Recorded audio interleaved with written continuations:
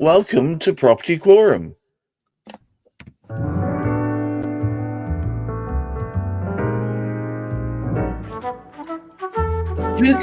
Bienvenue, welcome one and all to another Property Quorum. I'm overjoyed to see in the virtual studio, of course, stalwarts Hamish McClay of Search Complaint, Juliet Baboolal of gunnercooke, and of course Chris Gilsenan of Route Home, our friendly neighbourhood developer. And we have in the studio today as well as a special guest, Fiona Evans. Fiona Evans is from commercial insurance specialist from Severn Bay, caught between on the hop, as it were, but she is reporting from her car and it's clear as a bell, I can tell you. But as usual, I'm going to introduce the topic and then throw remorselessly, without so much as a by your leave, Hamish straight under the bus. So today's topic, don't worry, we can just insure it. What in tarnation's going on, Hamish? Well, it's a confusing thing, actually, because there's so many insurances available.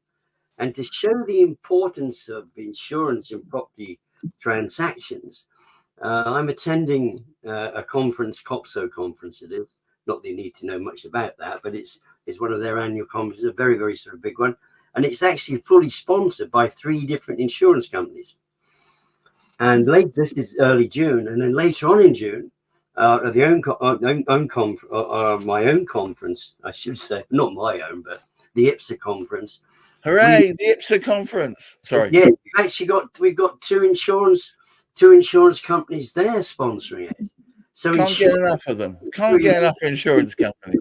Wow. But then the thing is, it's absolutely everywhere. And I sort of dread, and I just sort of think how many insurances I need to take out to actually carry out my work. Well, that means that I have to go straight to Fiona and say, how many insurances does one actually? It sounds like it's a joke, doesn't it? How many insurances does one actually need to insure your work?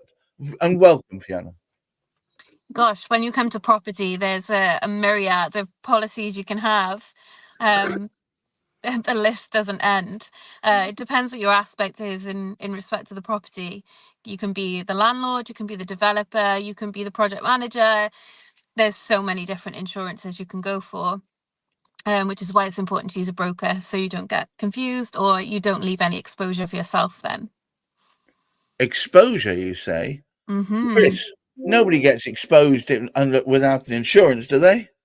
Strange segue to me when you start talking about exposure, Gareth. Nothing personal intended about that, Chris. There's so many insurances. It's true, and having the right broker on your team will. Even my broker's a bit naughty. She's like, well, we can always sell you more insurance if you really want us to. Yeah, it just seems like there's a never-ending supply of the stuff. There's always a policy for something else.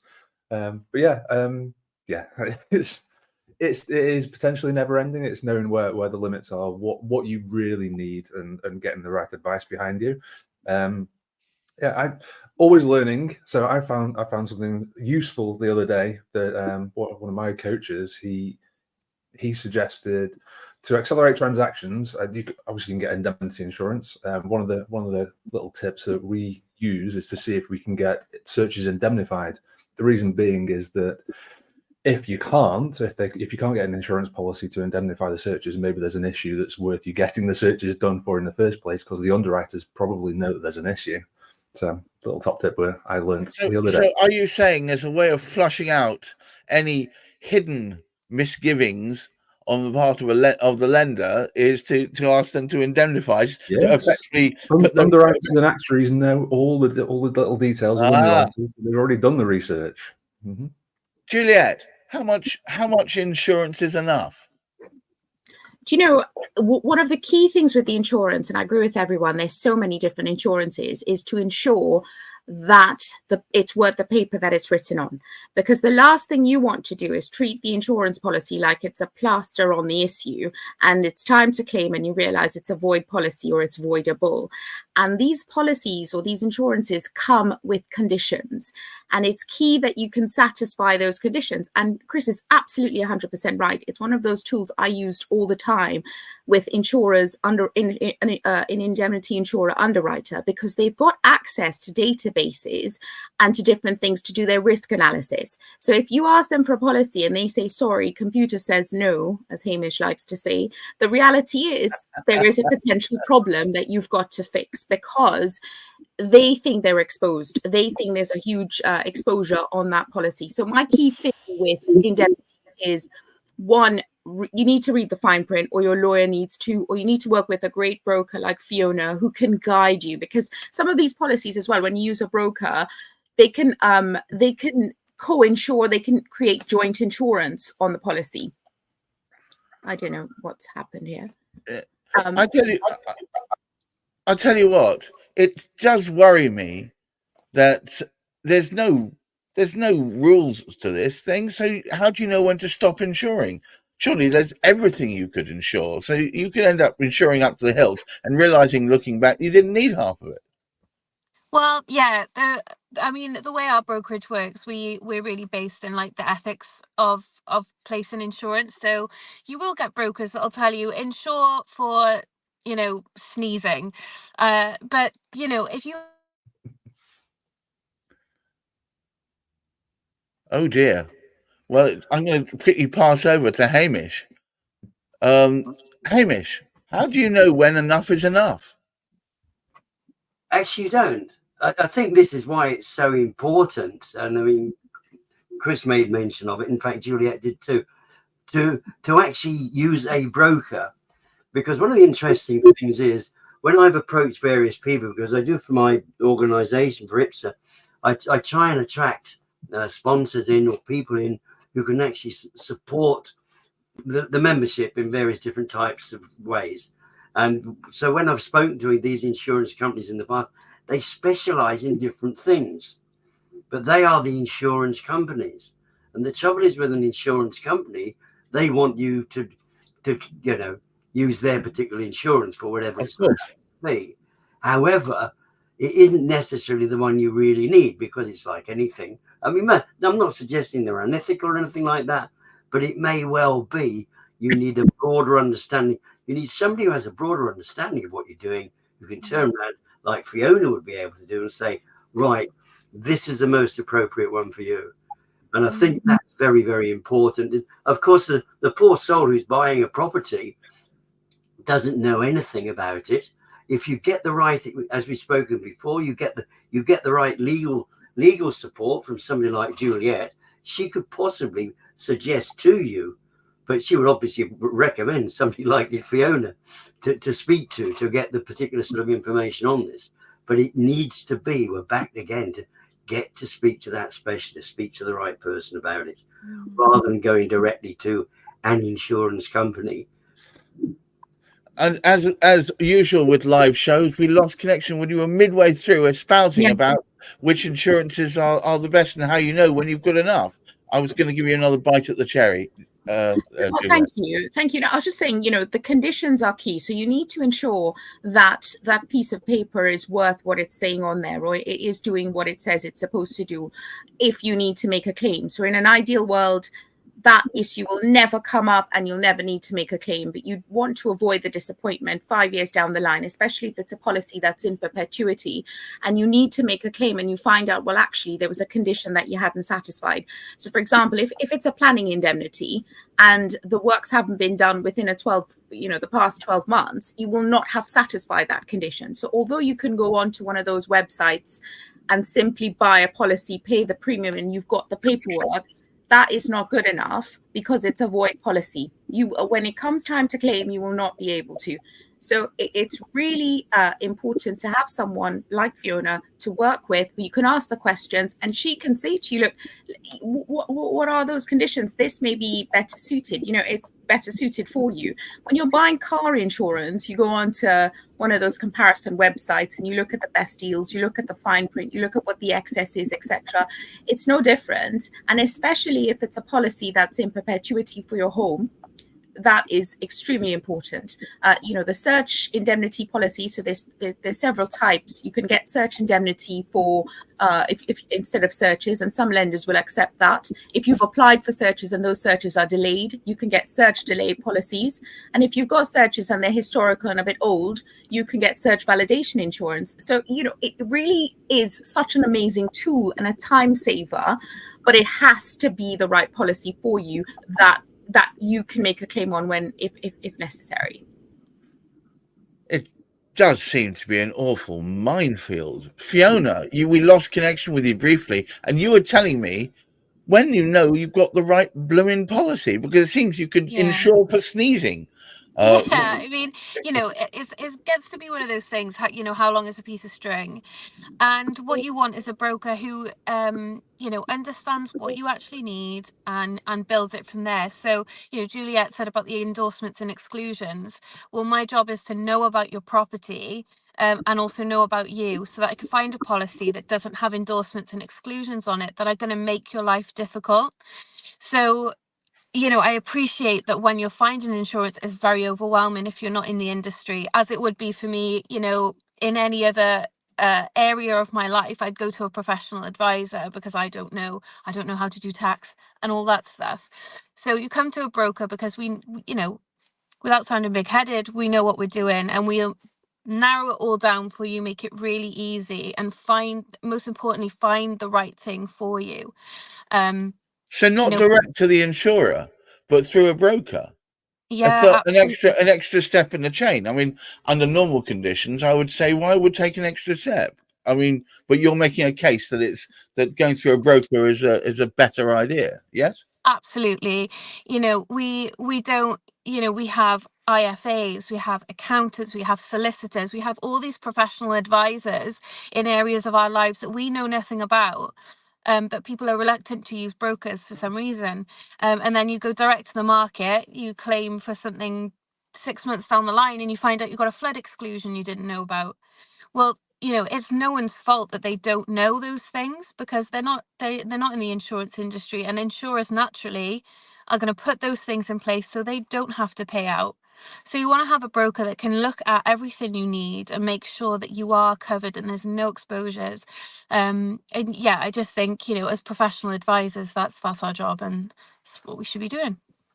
Chris, it reminds me, I bought some cups for Halloween with fancy faces on it, and written in tiny print on the bottom, it says not to be used for food and drink. Reading the exclusions seems to be not just de rigueur, but can really save you for a lot of egg on a lot of face. Mm-hmm. Insurance is all about risk mitigation. That's the whole purpose of it. So the top reason you would want to use a broker is they have that objectivity. So I'll just give you a little example. So we're going away. We had to buy some travel insurance, as you now have to do prior to booking all your holidays and flights and stuff like that. And I made the mistake of doing it myself. And had the missus not been sat next to me and said, well, actually, you need to click on that and that and that, I would have had a pointless policy that if we'd ever had to claim on it, it would have been absolutely void. So having a third-party member of your team, an extension of your team, who has that objectivity, who is going to represent your interests, it's paramount. Yeah. So like I say, insurance is risk mitigation. It's what happens when the shit hits the fan, basically. And you want to make sure that facility is in place and the exclusions you aren't going to be caught out by them. Fiona, because you're here, I'm going to pick on you. Surely it is the insurance's deal that they must try and avoid paying out at all costs. Yeah. Of course. That's why when you have, a property that has a fire, for example, so a large loss, they'll instruct a loss adjuster to represent their interest.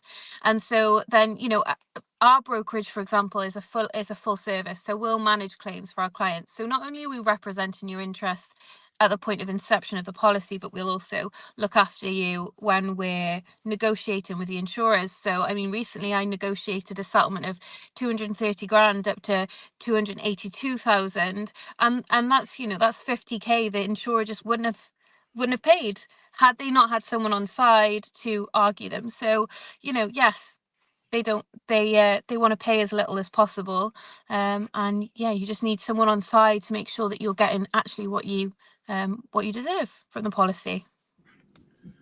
Hamish, it seems like a complete minefield. Well, it is indeed, which is why, of course, we go back to what we said earlier. You best speak to a specialist about it, because that is the only way through. It's the only way through. I mean, one of the interesting aspects involved with the type of area that we're involved with, particularly the sort of local authority searches, and the American systems, they don't bother with all of that research stuff. Just get your insurance. Now, the challenge with that and sort of making do with insurance instead of, there might be something special about what you want to do with that particular property. We've said this before. The person who's purchasing, whether it be a developer, whether it be an individual, they are looking to do something with it. And if you actually go straight ahead and just say, I'll stick some insurance on it, I won't bother getting coverage for the absence of searches and things like that. When you come to actually try to put the get planning permission for it, you find you can't do what you wanted to do. You can't actually, you wanted to for example, you wanted to have some multiple occupation. You wanted to develop one of those. And you thought, oh, this is fantastic. I could get 10, 10 different sort of rooms within that for them. And you find out through the planning, they won't allow you any more than 4. Now, financially, you could be in a serious position. So you need to get the information back to be able to make the decision effectively. So there's a two-way thing about it. Make sure you are insured, but make sure you go about it the sort of right particular sort of way, and you cover for the right things. And that's why you need a specialist. Chris, I saw you nodding along there. Has that sort of thing happened to you, where you think you're on the right road and the computer says no? The thing is, there's so many property investors that are out there that refuse to run their business as a business, and they're flying by the seat of their pants. And the reality is, these costs are costs of business that you need to incorporate into your business if you want to really professionalize and scale your holdings. It's just as simple as that. Hamish, as per usual, I'm going to give you the last few words before we wrap up. I believe we keep banging on the same old drum. I hope people are listening, which is get local specialists. Absolutely. Well, the good news is it's the specialist that's important. They don't need to be local. When you take somebody with the expertise, we assume that not necessarily, but the origination of Fiona's company is in the Severn Bay somewhere. Might not be. Might be. It doesn't really matter. But it's knowing there's someone there that can actually point you in the direction of it. And there are so many different insurance companies offering different covers. So that's why, as I said, going directly to the company, you wouldn't go directly to a lender necessarily. You wouldn't go to that bank or whatever. You would go to a specialist who, like a mortgage broker, rather than going directly to a bank or whatever, because that broker would select for you. It's different with commercial development. You might want to go to the lender, particularly, I mean, as we found out from Juliet, there's some great lenders you can go to directly who will help you out. But in something like, there's just such a vast array. I mean, everybody's admitted to it. There's such a vast array of insurances you can actually sort of get. When is it enough, and when is it the right one? And of course, somebody like a specialist, like a commercial insurance specialist like Fiona, they can point you in the right direction. Well, look, all it remains for me to say is thank you for each one of you. Thank you, Chris, Hamish, Juliet, and of course our special guest, Fiona. We are Property Quorum. We run once a week on Thursdays at approximately 10 o'clock.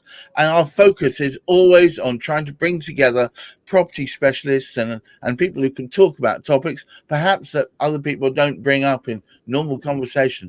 So until next week, I wish you all a safe and peaceful weekend. And of course, great mental health. We've been Property Quorum.